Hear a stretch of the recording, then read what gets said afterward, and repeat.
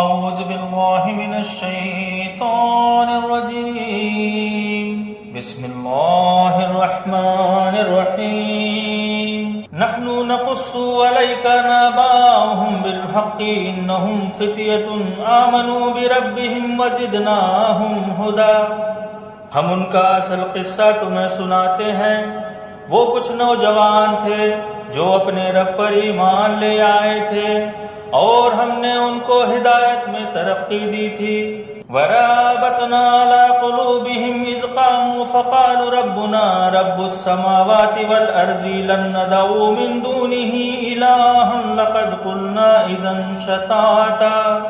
ہم نے ان کے دل اس وقت مضبوط کر دیے جب وہ اٹھے اور انہوں نے اعلان کر دیا کہ ہمارا رب تو بس وہی ہے جو آسمانوں اور زمین کا رب ہے، ہم اسے چھوڑ کر کسی دوسرے معبود کو نہ پکاریں گے۔ اگر ہم ایسا کریں تو بالکل غلط بات کریں گے۔ هؤلاء قوم اتخذوا من دونه آلهة لولا يأتون عليهم بسلطان بين فمن أظلم ممن افترى على الله كاذبا۔ پھر انہوں نے آپس میں ایک دوسرے سے کہا، یہ ہماری قوم تو کائنات کے رب کو چھوڑ کر دوسرے خدا بنا بیٹھی ہے۔ یہ لوگ ان کے معبود ہونے پر کوئی کھلی دلیل کیوں نہیں لاتے؟ آخر اس آدمی سے بڑھ کر ظالم اور کون ہو سکتا ہے جو اللہ رب العزت پر جھوٹ باندھے۔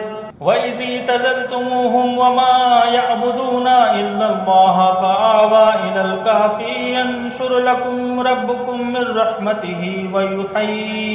رَّحْمَتِهِ وَيُحْيِي لَكُم مِّنْ أَمْرِكُم مِّرْفَقًا۔ اب جب کہ تم ان سے اور اللہ رب العزت کے علاوہ ان کے معبودوں سے بے تعلق ہو چکے ہو تو چلو افلا غار میں پناہ لے لو، تمہارا رب تم پر اپنی رحمت کا دامن پھیلا دے گا اور تمہارے کام کے لیے سارو سامان مہیا کر دے گا۔